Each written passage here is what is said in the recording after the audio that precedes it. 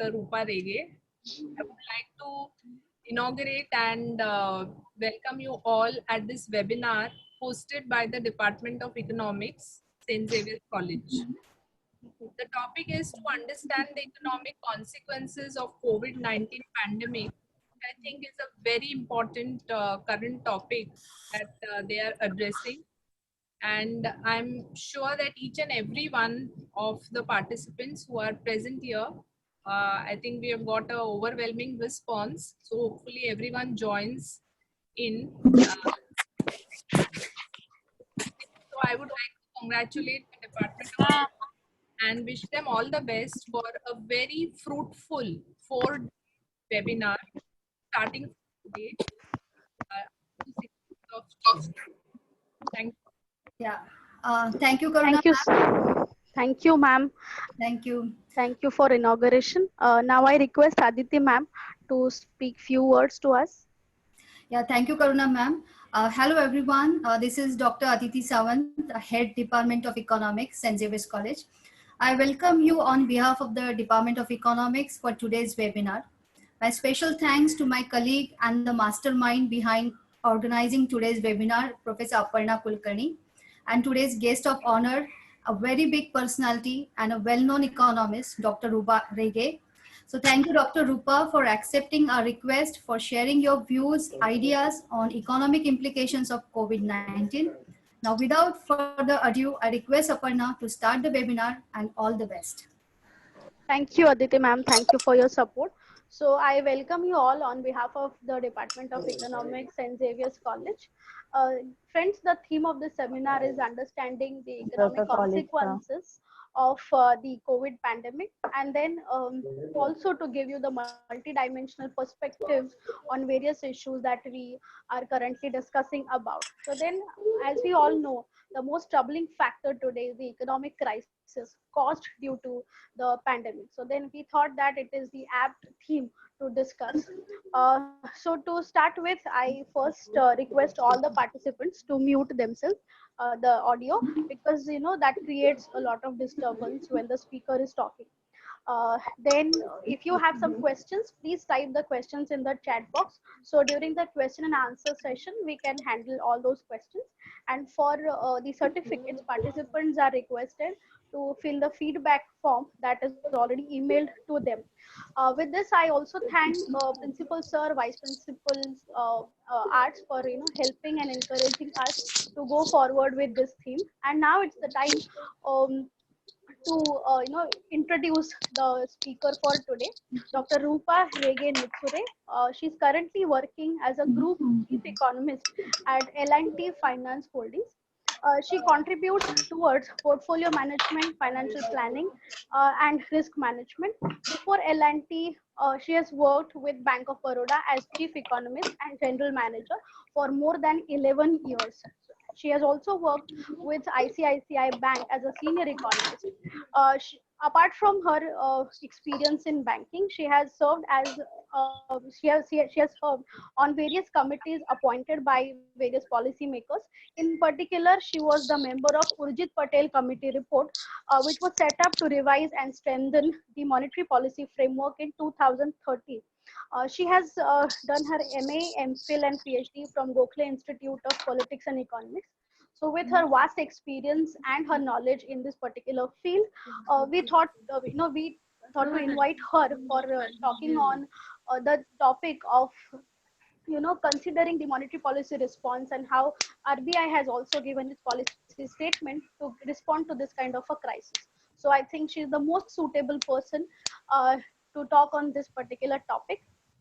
So I now request Dr. Rupa Rege to take over, and I again request all the participants to mute their audios. So now over to you, ma'am. Thank you so much. Yeah. Thank you very much, Aparna, Aditi, and all participants. It's definitely a pleasure and honor for me to participate in your webinar. I think I would first set up the global context for this whole COVID-19 pandemic, how different central banks and government authorities have responded to this crisis. And against that backdrop, then I will come to our Indian specifics and Reserve Bank of India's response to this pandemic. First of all, you know that this COVID-19 pandemic is a very, very rare kind of a historic event. We had not seen global economy into this kind of a completely coma state, frozen state in last several years. This is not a usual kind of economic disruption or economic downturn or the kind of recessions we are seeing in the global economy every 8 years or 10 years. This is a very, very large and massive kind of a disruption. Yesterday only World Bank has come out with its most latest predictions about the global economy and its various components. And now it is expecting global economy to shrink by 5.2% in 2020 because of all these shutdown measures undertaken to control the pandemic. You know, almost 96 to 97% of global travel destinations are completely shut today, which we had not seen. So this is the first since. Hello. Am I audible? Yes, ma'am.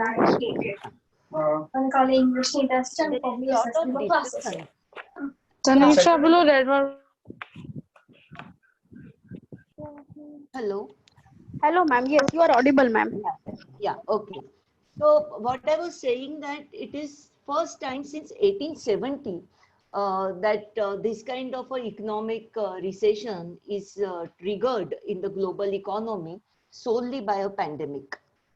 So now they are expecting, the World Bank in its global economic prospects is expecting advanced economies group to shrink by 7% in 2020, and emerging market economies, which also includes India and many other Asian countries, African countries, Latin American countries, as a group to shrink by 2.5%. Now, shrinking is always relatively lesser for developing countries than for developed countries because the statistical base is also lower for us. But this is the first contraction for emerging market economies group in last 60 years. I'm presenting all these statistics to just sensitize you about the dimension and seriousness about this pandemic.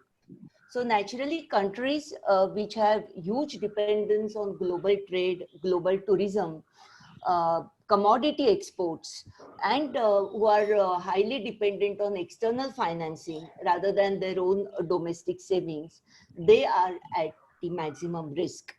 So this pandemic has thrown a lot of unfamiliar challenges.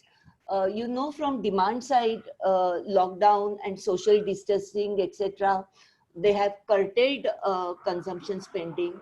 Lot of research is now being done on macroeconomics of pandemics, and it is now seen that even people who are left with decent purchasing power, they also reduce their consumption spending because they feel they are not sure about what is going to be their permanent income going ahead, and that increases the intensity of a downturn. From supply side, we know containment measures have hindered production with all its repercussions spreading through local and global supply chains. So there is a high probability that this will leave a permanent scar on the global economy and its various components if you know, the kind of shutdown measures, lockdown which different countries have undertaken, if they give rise to large scale layoffs, loss of economic capital, especially for small entrepreneurs, and bankruptcies. You have also seen the impact of pandemic on various financial markets for stocks, equities, bonds, government securities, because of heavy selling off of these assets across a wide range of asset classes. We have seen this, and which then gave rise to very tight financial conditions. So all this has a potential to derail the economy further. So first of all, this pandemic then the market's reaction to pandemic, and if that is not controlled in time, then that gives rise to further repercussions. So what global central bankers or global monetary policy authorities are saying, that exceptional circumstances require exceptional measures. So policy response, which we have seen post this pandemic, is also unprecedented.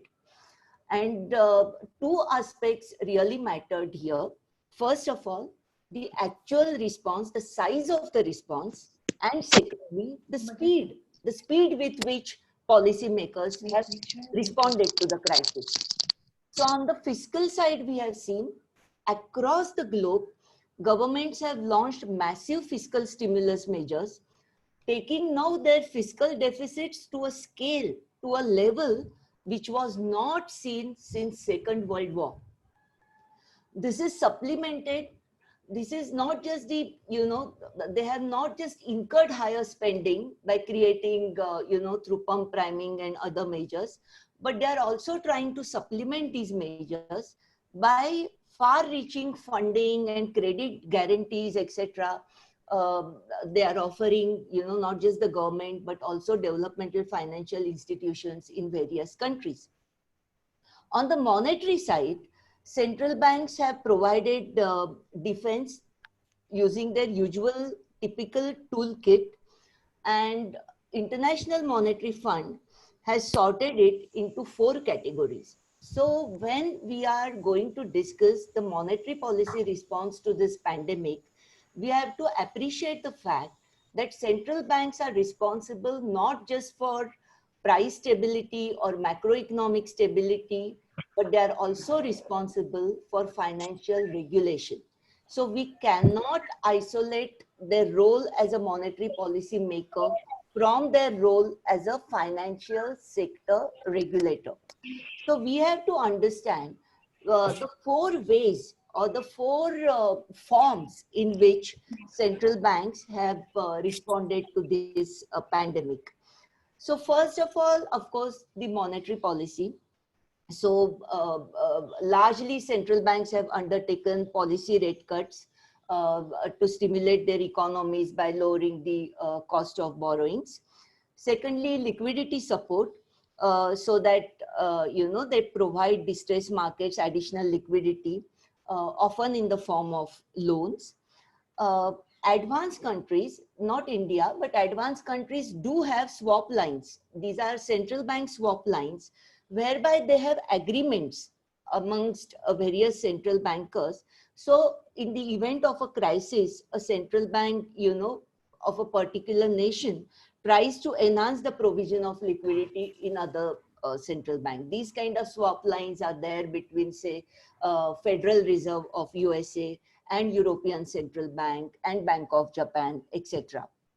Then you must have heard, as students of economics, what are the asset purchase schemes. This is another dimension of monetary policy, whereby central banks print new currency. They use newly created currency to purchase large quantities of financial assets, primarily government bonds. Now we are seeing some central banks also purchasing corporate bonds, which is a very rare kind of a thing. They generally purchase only government securities which have 100% sovereign guarantee and backed by the sovereign.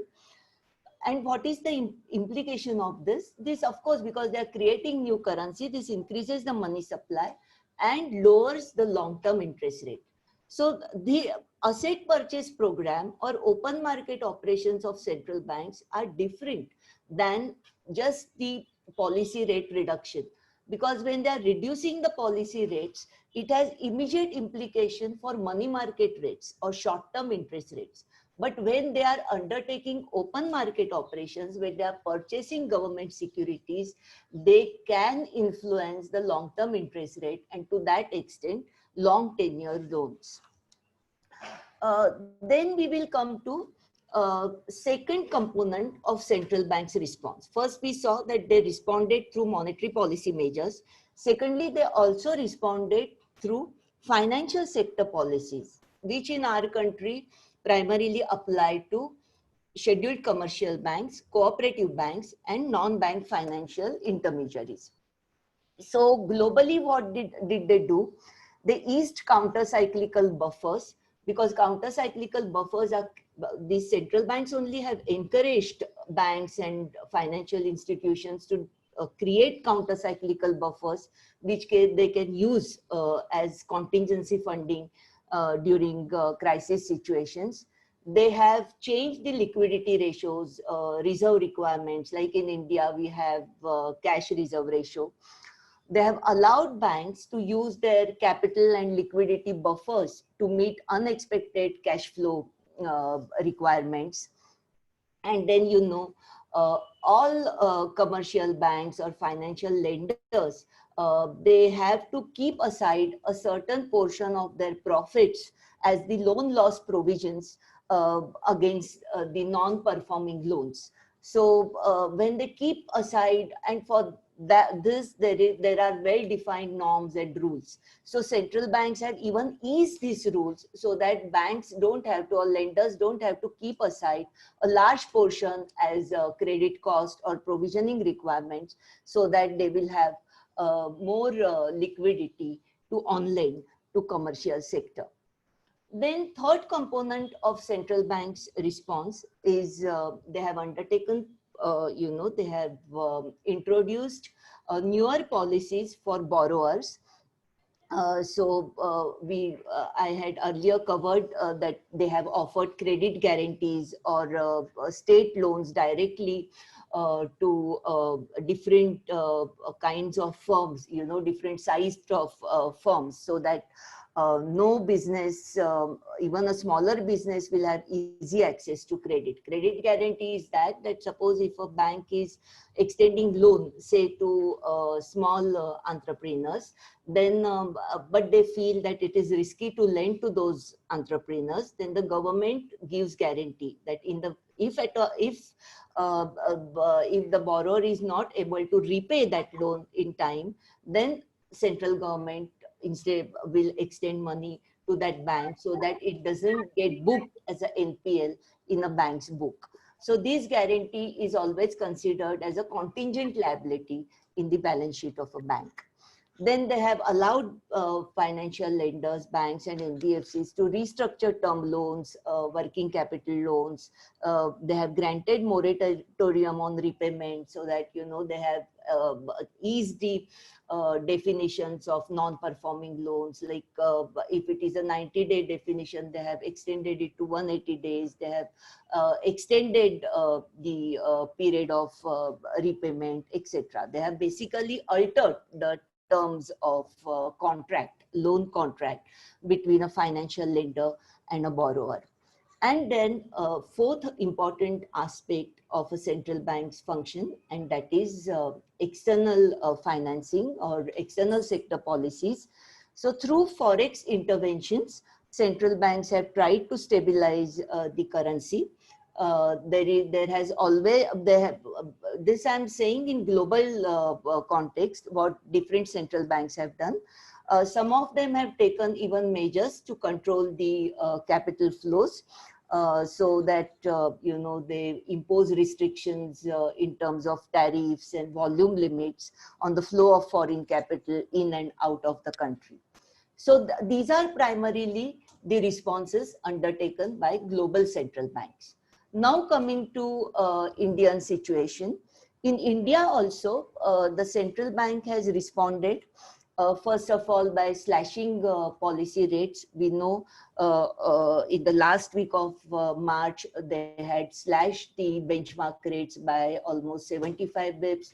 And again in May policy, they have reduced it further by 40 bips. They have adjusted, they have lowered not just the repo rate, but also reverse repo rate, so that banks will have less incentive to park money with the central bank, and they will lend more to commercial sector. Secondly, our central bank, Reserve Bank of India, has also relaxed the cash reserve ratio requirement. They have reduced it now for last many years, 10, 12 years. The CRR was frozen at the level of 4%.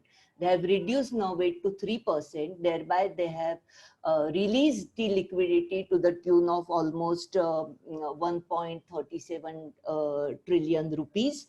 And they have also lowered the daily maintenance requirement of CRR from 90% to 80%, so that banks will have more in their hand in the form of loanable funds. They also have ramped up open market operations.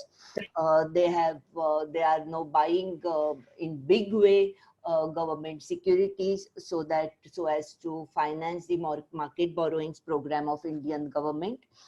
Then they realized that by creating these kind of liquidity measures, RBI was not able to actually incentivize banks to lend to the needy sectors, because the credit risks also have grown out of proportion because of acute slowdown in the economy.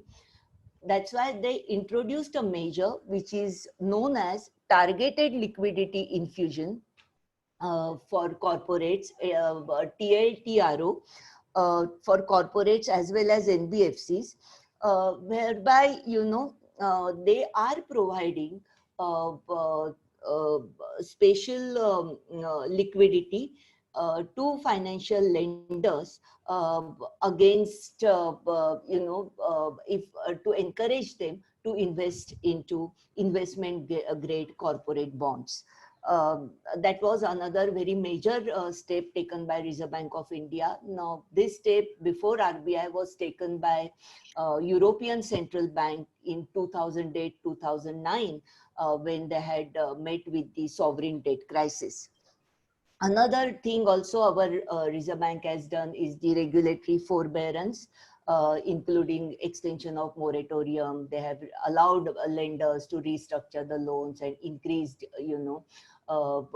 ease the NPA norms, etc. They have created a lot of special liquidity windows and refinancing facilities for NBFCs, for major development refinancing institutions like NABARD, then National Housing Bank, SIDBI, etc., which primarily help financial lenders to raise resources. And the refinancing is nothing but you take additional loan to repay your old loan, so you get some more time for that. And these specialized financial institutions are playing a major role there, and Reserve Bank and government have supported them by giving them additional liquidity window. They have also reviewed the limits on ways and means advances for state governments and union territories.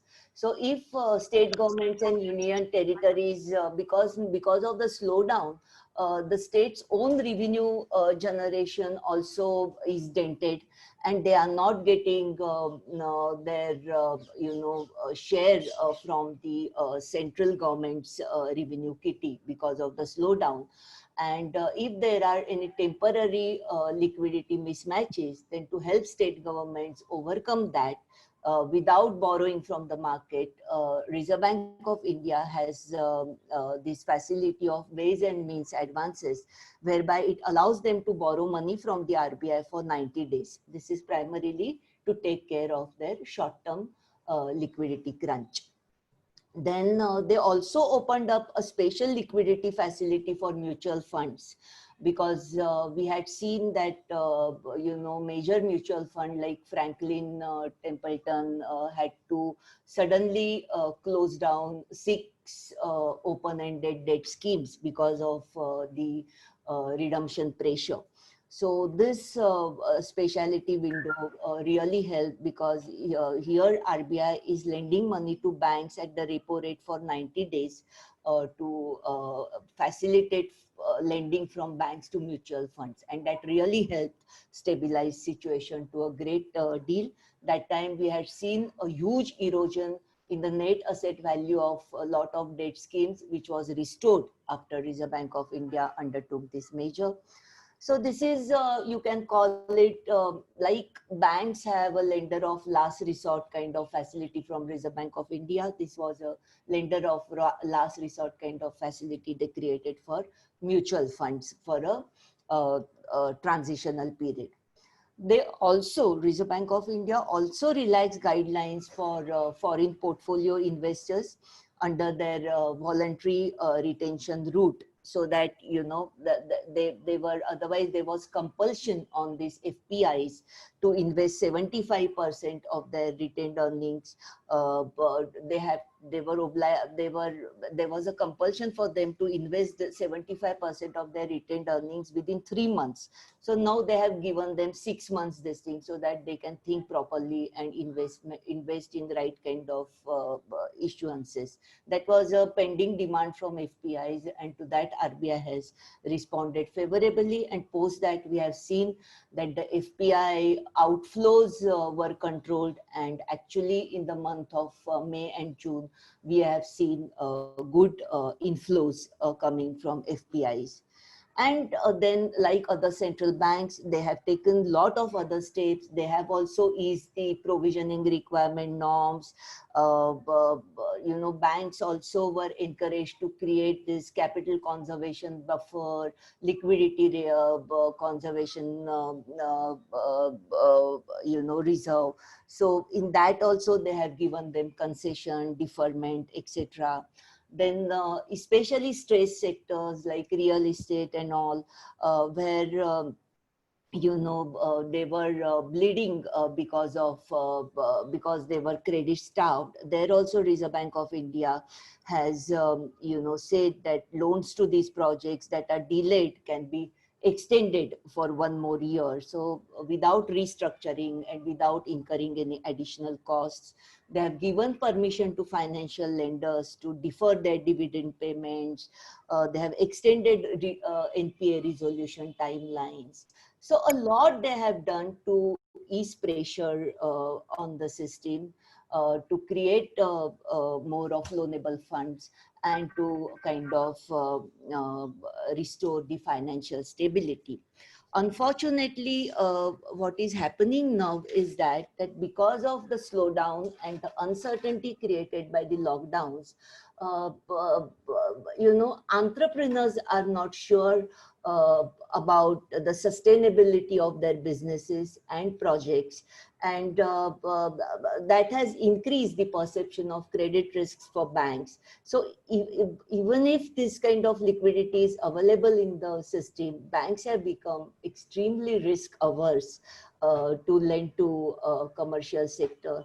So I think, and that is the reason now we are expecting India also to witness a deep recession, which we have not seen in the last century. So depending upon the pace of lifting of this lockdown in different states, and you know, how monsoon pans out, and how global destinations reopen, etc., global trade begins, I think India may see a contraction between 5% to 7. And that is really going to be very severe, because in my entire career as an economist, I had not seen that kind of a recession. So it's really a very, very unusual kind of a phase.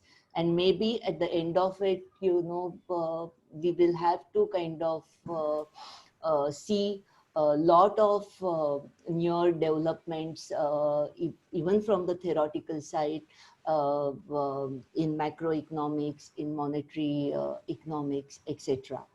We had, you know, globally, a lot of central banks have moved to inflation targeting framework, because inflation was really perceived as a major macro risk before this 2008 global financial crisis hit the global economy. And I feel now more than inflation, central banks in years to come will focus on growth rather than inflation. And I'm sure, though I personally have contributed to development of inflation targeting framework for India, I feel that Reserve Bank sooner than later will have to think in terms of multiple targets rather than price stability as the sole target, because we will require not just a few months or a few years, but many years to reconstruct and redevelop the economy. I think I will stop here and invite questions from the audience. Thank you. Thank you so much, ma'am, for this informative and excellent session. Before I go to the question and answers, in the participants list, I can see many senior professors like Hermione ma'am and all. So I welcome them, and I also thank them for coming here. There are professors from other colleges also. So I thank all of them for joining us. Along with that, I have my colleagues present over here, Professor Manali and Professor Vivian, who work with me in the department. Now I go to the question answers, and then I think I should begin with myself. So if I am allowed to. So Rupa ma'am, my first question is about the transmission effect, because RBI has also stated in the policy statement that the transmission effect in India is slowly improving. So then the loan moratorium or other facilities, other step that the government, the State Bank of India or Reserve Bank of India are taking, it will have the impact on the banking system and the rate of interest structure. So I want you to comment on the transmission effect, whether it is really improving or what is the current status. Actually, if you see, because transmission is happening not just through credit channels, but it is also happening through bond markets, because Yeah. we have seen that in last, since that 2011-12 policy paralysis phase, we have seen Indian banks, saddled with a huge NPL burden. And you see, unless there is a broad-based revival in the economy as a whole, that risk appetite of lenders, we can't expect it to improve beyond a limit. So, and now we know a lot of public sector banks, they are getting merged, and the huge wave of consolidation is underway. So, more than doing business, they are busy doing many other things.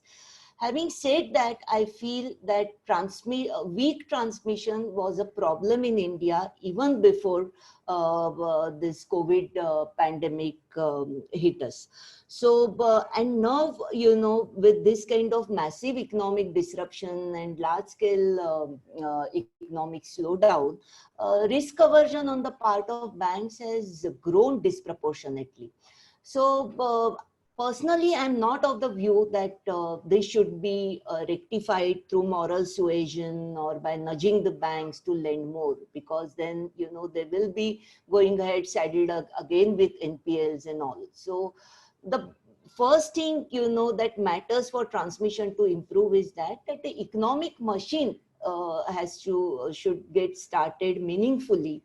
And when banks really see sustainable signs of growth, because this pandemic has impacted different states and different sectors of the economy differently. It's not that everywhere we are seeing the same kind of gloom and doom. There are certain sectors which are doing relatively well. First of all, agriculture is doing pretty well. Luckily, last year we had a very good monsoon, water reservoir levels. This year also there is a prediction of normal monsoon.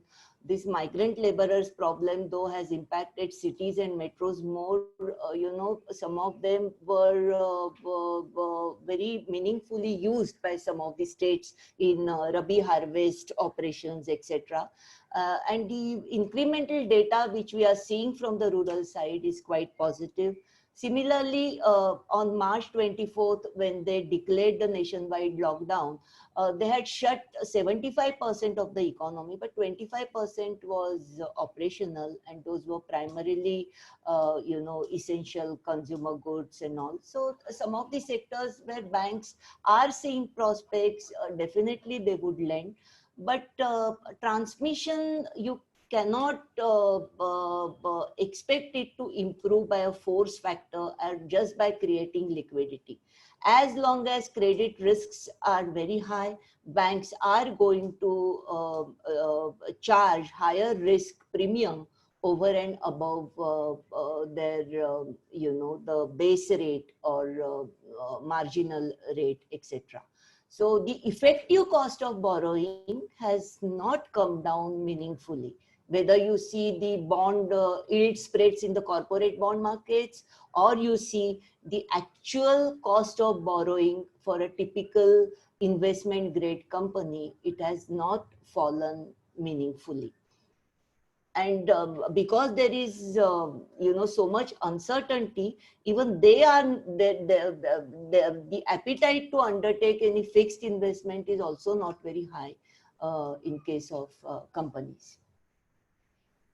Okay, thank you very much, ma'am. Now there is a question by Aditi ma'am, and her Yeah. question is like, which sector should get the priority to come out of this crisis? I have been saying and writing very aggressively on this, that India's recovery post-COVID will be led by rural sectors. And by rural, I don't mean only agriculture, but also allied activities. And I am tracking, ground level developments at the state level, at the district level. And many states have responded to this pandemic quite well in terms of stabilizing their rural belts. Also, there is, there is this surprise element, because a lot of migrant laborers now have gone to hinterlands, and, lot of rural infrastructure projects and allied activities which had suffered there because of shortage of labor. Many state governments are proactively trying to make use of this labor force and creating opportunities for them. I think if that happens, that will be a very positive thing for India. So I think in all possible way, we should focus on protecting rural recovery. And even for infrastructure, rather than encouraging large road projects, national highways, etc., I think the focus has to be on construction of rural roads, rural warehouses, etc. So I think, agriculture and rural sectors should be given priority in our post-pandemic reconstruction. Okay, yeah, thank you, ma'am. The other question is about the FDI and FII, considering the Atmanirbhar Bharat Abhiyan that we have. So the question is, will recession get diluted with the increase in FII and FDI in India? See, point is that FPI investment is like a hormone. It is a hot money. So it's highly sentiment driven.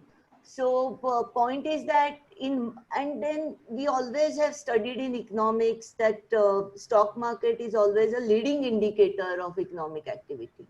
So now, lot of FPIs have returned to India because they feel that India will come out of this pandemic relatively earlier, etc. But point is that if any big negative thing happens, then there could be a sentiment driven outflow again. So we cannot rely on this as a sustainable force.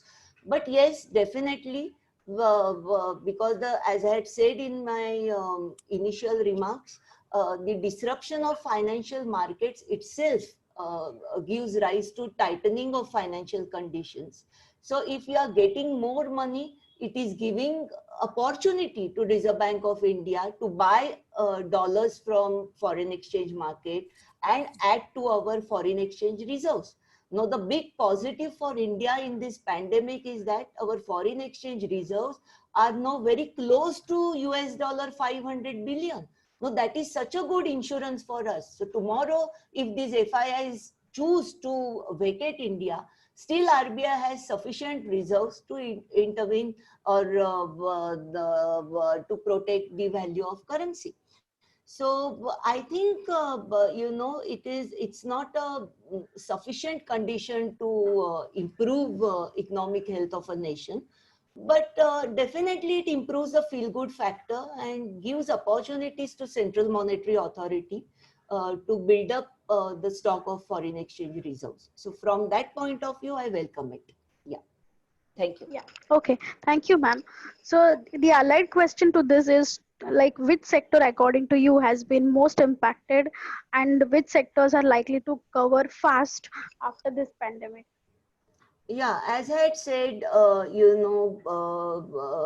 exporting sectors, because 97% of global destinations are closed, all export-oriented units, then tourism, travel, your hotel industry, hospitality, then real estate, construction activity, because of the shortage of labor. So these are the sectors which are very, very severely impacted. But agriculture, then allied activities, then fast-moving consumer goods, then pharmaceuticals, these are the sectors which are least impacted. Okay. Thank you. The next question is, what are your views on the health of the Indian banking sector, which was in great trouble before the pandemic? The point is that before the pandemic, of course, our financial sector is now in a very fragile state. There is no doubt about it, and this pandemic has aggravated the woes. But you see, compared to earlier phase when the problems were originating from the financial sector, this is a phase where problems are originating from real sector. It's a real crisis. So I think the efforts undertaken by Reserve Bank of India and government, such as this insolvency and bankruptcy code and additional macroprudential regulations, etc., we had started seeing some kind of improvement in the balance sheets of banks. So I would say that definitely this pandemic will create a huge challenge for Reserve Bank of India post the pandemic, because the kind of measures that are undertaken, these loan moratoriums and all, they have huge potential to disturb the repayment culture, and it will give rise to moral hazard issues, no doubt about it.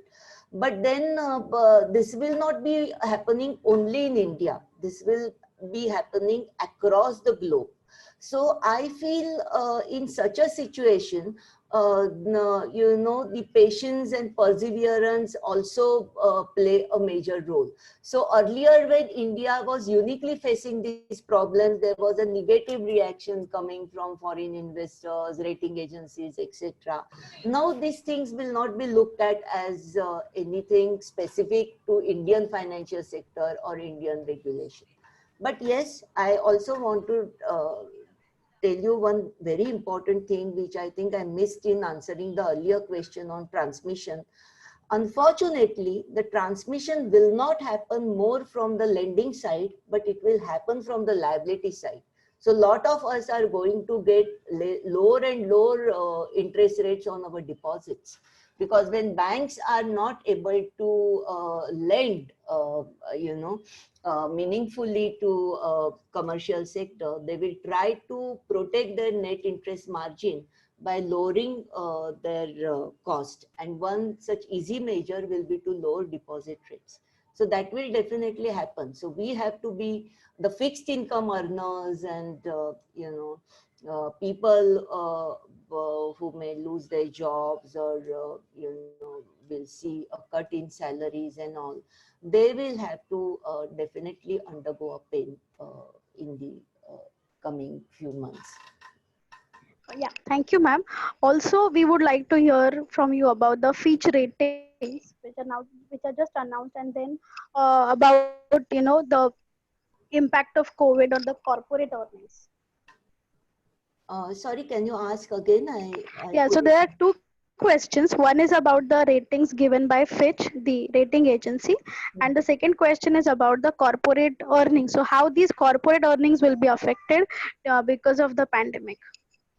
See, Fitch has already, Fitch and S&P always had given us Baa3 ratings, and Moody's was the only rating agencies which had given us a slightly higher rating.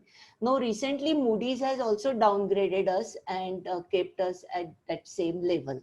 But point is that you know, when India is going to have deep recession of -5% to -7%, it's primarily coming from the manufacturing sector. You see, the agriculture growth is still 3 to 3.5%. So manufacturing sector, we have seen just with 1 week's lockdown in the month of March, had our industrial production had come down by 18%. Today at 5:30, they will release IIP growth numbers for May, and my own prediction is 43.5% decline. So all this, this means that corporate earnings are going to be under severe pressure. I mean, when they are witnessing negative growth, what does that mean? Negative profits. So they are incurring losses. Okay, thank you, ma'am. The other question is about, of course, the government's relief package, which is announced by the Prime Minister. So then what are your views on the package that has been given? Will it be really beneficial? See, you know, we didn't have much scope also in India to come out with very meaningful fiscal measures, because we already had, you know, we were at the decade's lowest growth rate before this pandemic hit us. So naturally, it had negatively impacted government's collections of tax revenues as well as non-tax revenues in the form of dividends or you know, interest earnings, etc., which they get from various PSU units. GST collection was not very great. So government didn't have much scope. So what this package actually, even though it on paper it is, you know, it looks very high, we all know that it has not dented the budget much. Its actual impact on budget is very, very limited, because most of the measures which government has introduced are in the form of off-budgetary support, like liquidity creation, provision of credit guarantees, etc., which I earlier told you are like contingent liabilities in the budget calculation. So they will not impact budget severely. On the contrary, if India degrows by 5% to 7%, this year the shortfall in direct and indirect taxes is going to be massive. They will not be able to earn better revenue in the form of disinvestment or privatization receipts, etc.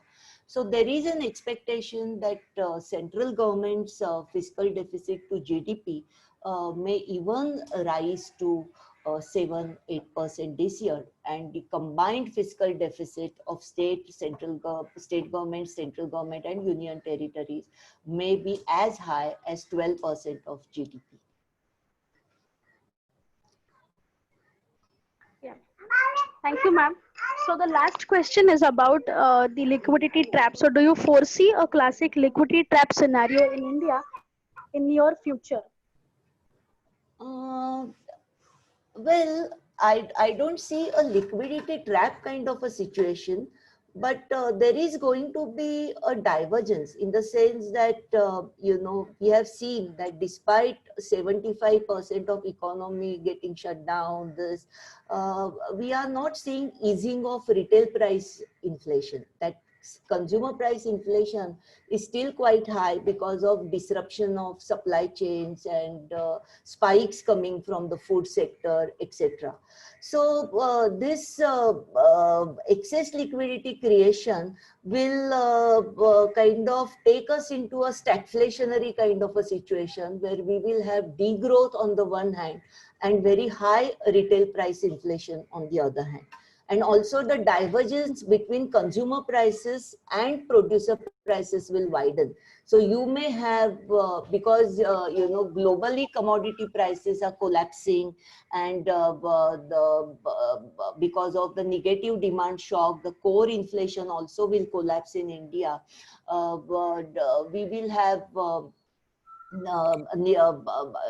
WPI getting into negative zone again. But CPI, because of very high food inflation, will keep on rising. It will not come down to below 4% that fast. So we will have a stagflationary kind of a situation rather than a classic liquidity trap kind of a situation. Okay. Yeah, thank you, ma'am. So the last question is about the fiscal side of our economy. So Yeah. then, what is your view on the GST in this current situation? See, GST is an indirect tax, and it is entirely linked to the economic activity. So point is that, as I said, the direct and indirect tax shortfall is going to be huge. But to give exact number or predict it at this stage is very difficult, because all depends upon the lifting of the pace of lifting of the lockdown, and that lockdown also has to be lifted in a meaningful fashion. Today they have created this green, amber, red zones, and they have opened up the green zones. But a lot of activities in green zones are directly linked to activities in red zones. So unless all activities open up, this also will not these operations also will not start meaningfully. And then we won't be able to earn good indirect tax revenue. So point is that as it is before COVID pandemic, also the shortfall in GST collection was widening, and we have to prepare ourselves for to face ugly numbers on indirect tax collections going ahead. Okay, thank you, ma'am. Thank you for answering all our questions, and thank you for being patient. So now I request Professor Vivian to propose vote of thanks. Professor Vivian, Brother Vivian, are you there? Yes, ma'am. Yeah. I would like to thank you, ma'am, Dr. Rupa, for giving your time to us. And I like the way you went with the entire presentation, starting from the overview of the pandemic, its impact on global economy, what role the central bank plays to address these issues, then focusing more on the Indian economy and especially the banking sector and the various reforms that were initiated. And the crux of the entire thing, which I enjoyed the most, was a discussion where various questions came up and you gave us your views. Thank you so much for making time for us and sharing with us your views. I'd also like to thank all the various participants, faculties from various colleges, as well as other student participants that were part of this entire venture. And I would like you all to continue for the next 3 days and attend all the rest of the program. Thank you so much. Yes, just a last word. Apart from my team of colleagues in the department, my students have also helped me a lot, especially Ria and Jay, who have helped me, in making the flyers and all the technical things. So I thank my students also for this organization. And yeah, I hope all of you will join us for next 3 days. The only instruction is we have shifted one lecture from tomorrow to Sunday, that is 14th, due to some technical issue. So I hope all of you will join us in that. Thank you, Rupa ma'am, and thank you once again to all of you for joining us in the evening. Yeah, thanks a lot. Very much. I also enjoyed, and the quality of discussions was good. And let us stay in touch. And if you need anything from my side, just let me know. You have all my coordinates. So jointly we will these times shall pass, and jointly we will work to help the nation. Thank you. Yeah, thank you. Thank you, ma'am. Thank you so much. You are welcome.